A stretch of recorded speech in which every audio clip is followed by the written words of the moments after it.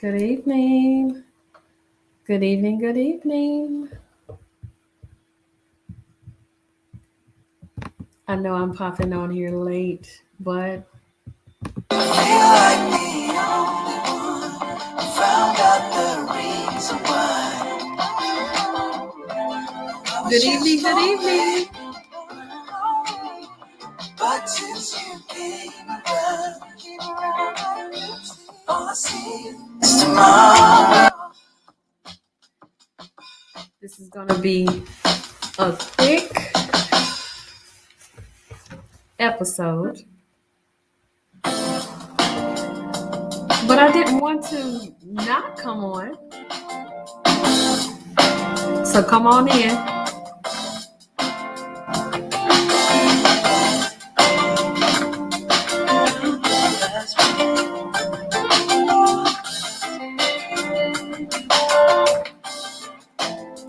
I'll tell you all where I went this evening. Somebody said, let go, let go, let go. Hi, thank you for joining. Y'all got 30 more seconds to come on in. Somebody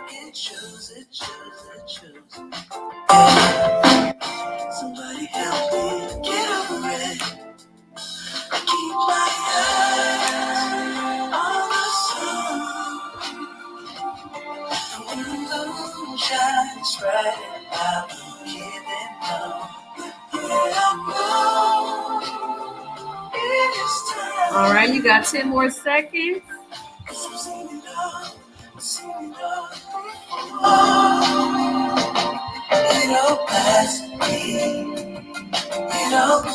All right. Thank you so much for joining me this evening. If this is the first time that you are seeing my face, let me introduce myself. My name is Coach Ronnie B.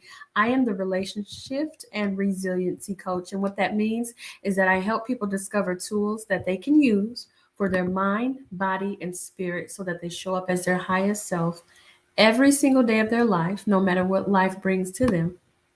And so this is day 16. This is day 16 of the Loving Him from A to Z series. And I actually, let's see, let's discard that. I am changing this to public just in case if you'd like to share this out here on Facebook, of course, YouTube, good evening, LinkedIn, good evening, and Instagram, good evening. And so let's get right on into it because, as I said, we already finished volume 1 of Loving Him from A to Z. Now we're on volume 2. And we are on, again, day 16. So we are on day P, talking about persuasion and patience. And I wasn't going to come on today because I didn't know exactly what time I was going to be home. If you're really into music, like musicianship, real singers' voices, download Emily King. Check her out, Emily King. Oh my goodness, she was such a treat. The venue was a small, intimate venue, and I had such a lovely time. And since I got home at a decent time, I said, well, let me not delay. Let me go ahead and get day 16 on in. Otherwise, I would have to double up tomorrow. And so I didn't want to, so I really didn't want to do that. So let's jump right on into it. We are on page 26 of volume 2. We already finished 139 pages of volume 1. So the quote that I'm going to begin with today, we have to begin to want what is savory, natural, and delightful. Again, we have to begin to want what is savory, natural, and delightful. So anyway, where does persuasion fit into marriage with Loving Him from A to Z? Well, let's find out. The definition of persuasion, I'll give you that. According to dictionary.com, the process by which a person's attitudes or behavior are without duress, influenced by communications from other people, as well the use of appeals to reasons, values, beliefs, and emotions to convince a listener or reader to think or act in a particular way. Okay. So we all know what persuasion is now, right? So typically, the average person, persuasion isn't accomplished without like some type of duress, making ultimatums, or maybe even threats. But in all our desperation to pull our husbands into our zone to become in agreement with something, you have to be strategic. You have to be strategic, ladies. With every word and move that you make, it's kind of like playing chess. So if you are really good at persuading him, you are certainly anticipating his next move, or perhaps maybe his next rebuttal, and have an answer or evidence queued up to address the hesitancy.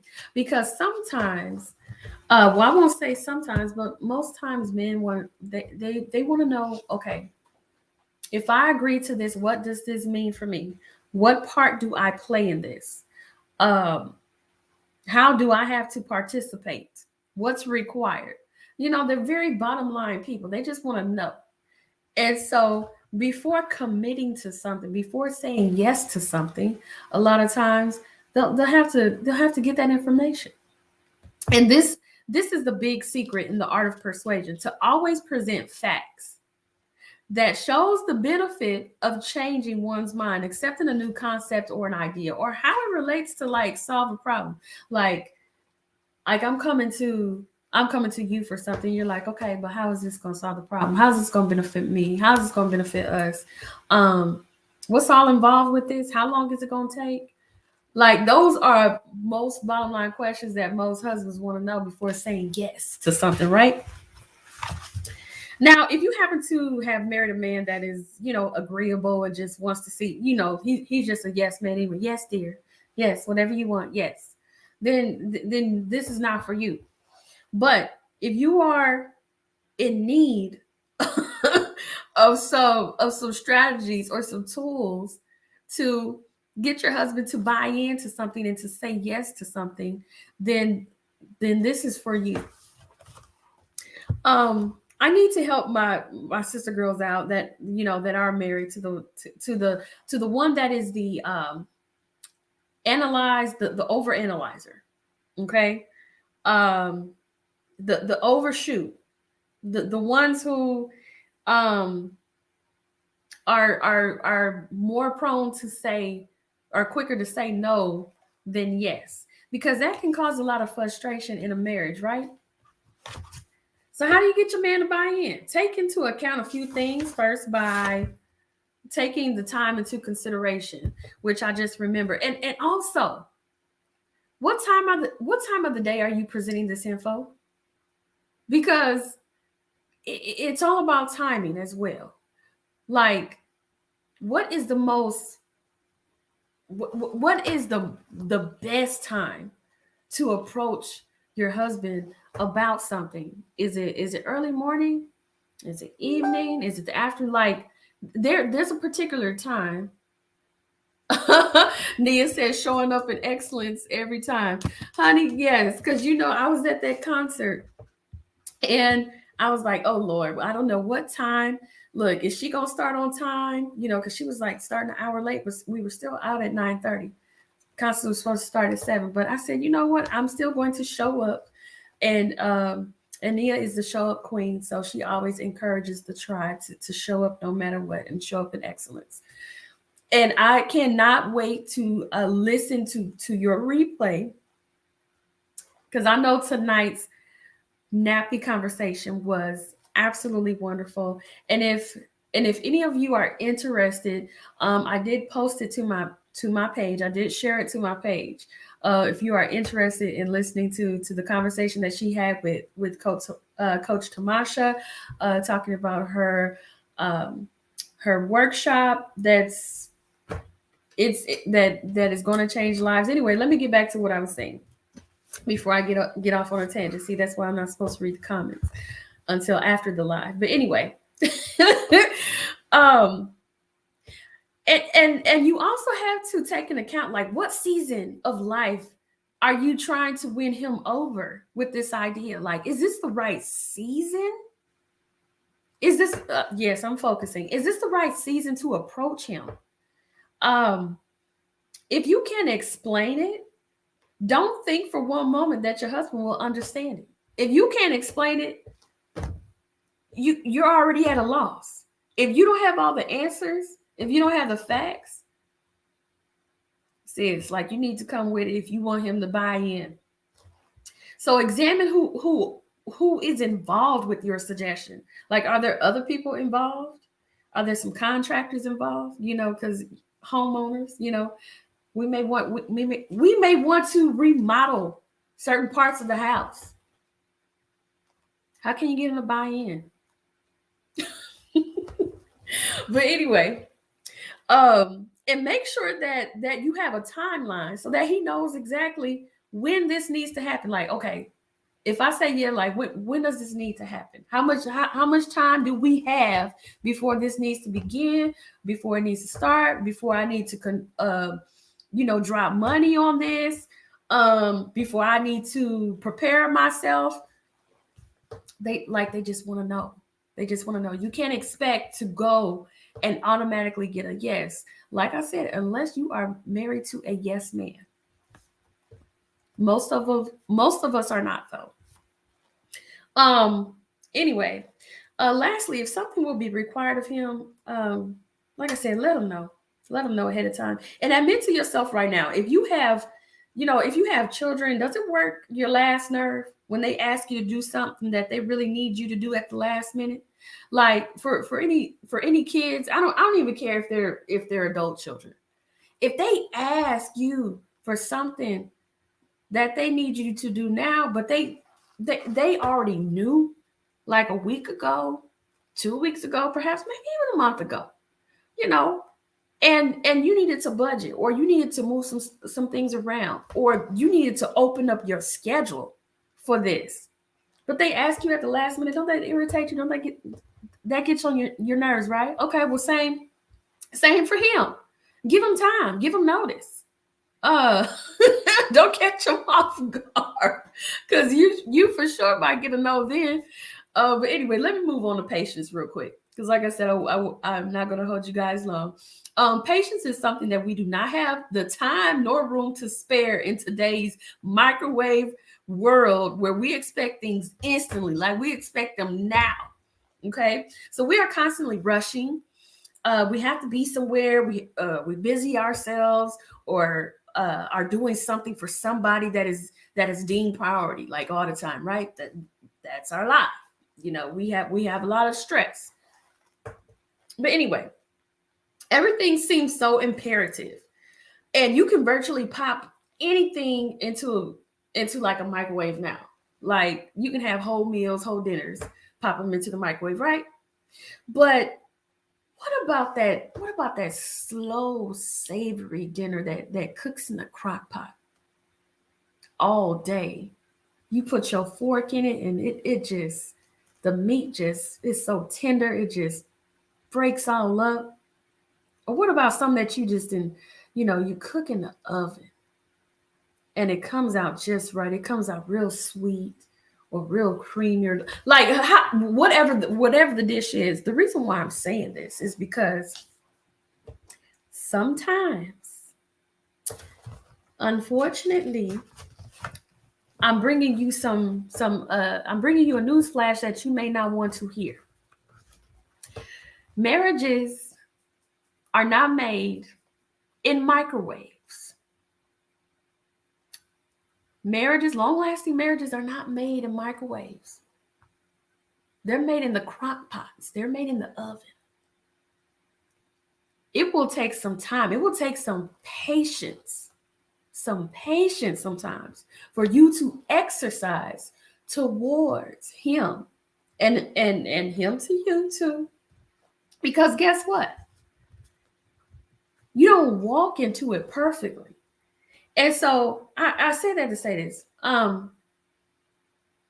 It's the difference between, let me give you an example. So you know how you have fresh mashed potatoes, like that, somebody peeled them, somebody boiled them, cut them up, whatever, mashed them, but then you have this these potato flakes that you put in some boiled waters, and you hurry up with the fork and you fluff it up before it start popping all over the place, and pop you on your hands and whatnot, and hurt you. Okay. Um, I think our due diligence is to show one another patience and not be in a rush to accelerate our husbands from 1.0 to 5.0 deluxe series. Did you hear what I said? Let me say it again, because you probably didn't understand what I meant by that. What I'm saying is that, like, we grow on levels, okay? 1.0, 2.0, 3.0, 4.0. That's how I like to think of life. As you grow,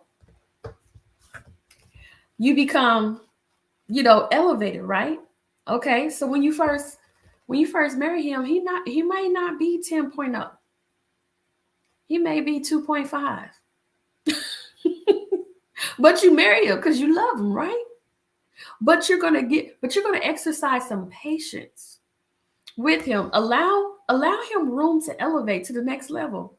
Let the natural progression happen and enjoy the process. I've spoken with like some veteran couples that have been married for, like, I don't know, 25 to 50 years plus, and that have mastered the art of being patient with one another. It didn't happen without battles along the way, and these couples have given their spouse permission to fail. They've given their spouse permission to make mistakes, um, but also to perfect and to get things right. So no longer is the worry or doubt there. They have earned a right to just exist in a blissful, harmonious rhythm with each other and reciprocate that daily. That can be different things to different people, but what matters is that it works for y'all, that it works for you. And go ahead and free yourself to allow your relationship, your marital relationship, whatever you have between one another, to blossom. To blossom. You just don't come out with a rose, you just don't come out with a flower. Okay? That thing, it starts with a seed, it starts in the ground.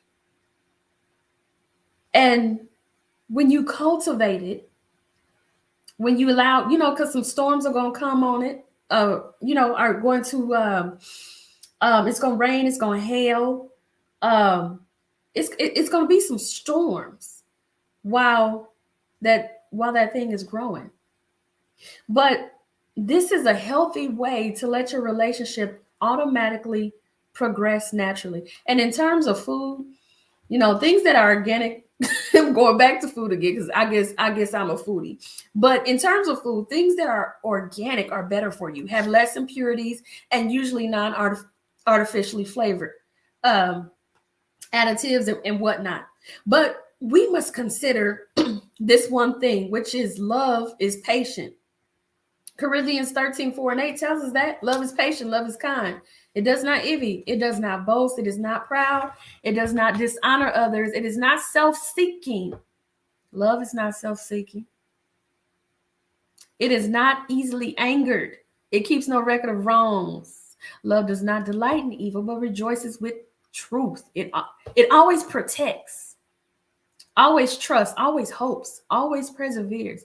Love never fails. Give yourself some grace, exercise some patience, because I think we are in a rush to see the finished product, and that goes for both of us. That goes for male and female. We're such in a rush.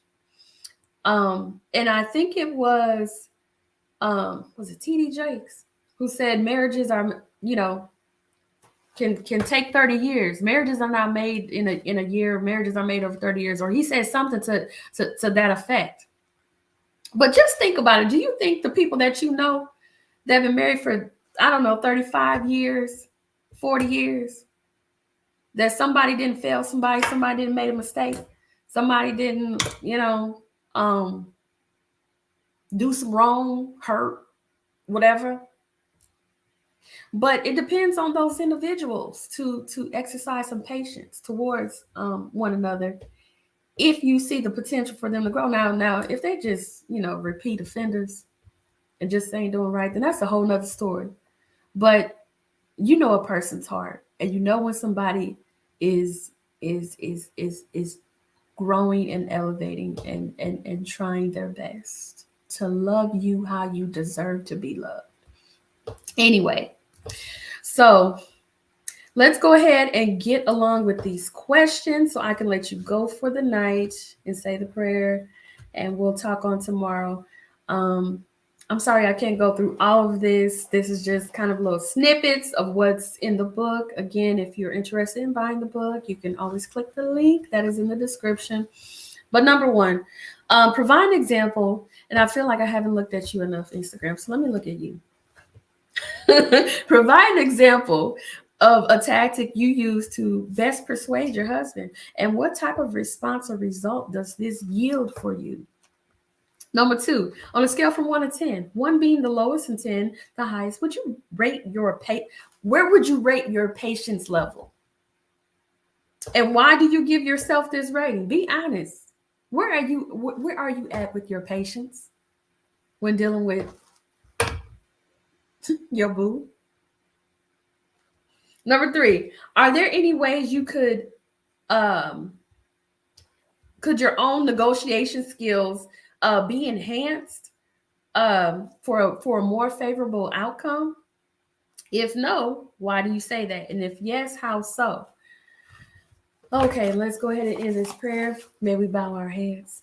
Dear Heavenly Father, in the area of patience, this may be somewhat of a challenge to me at times, or it has been in the past. I know that your timing is the best timing, but sometimes, God, I need and desire things that only my husband can help make happen.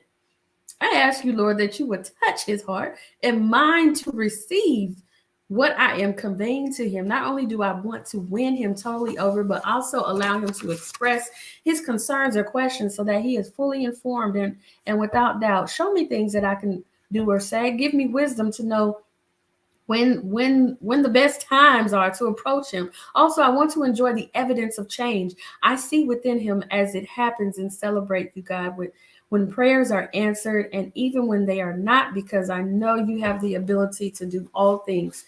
Amen. Okay, so it is 10:54. Be organic. Shanique said, be organic. Yes, absolutely, Coach Shanique. Y'all have a wonderful night.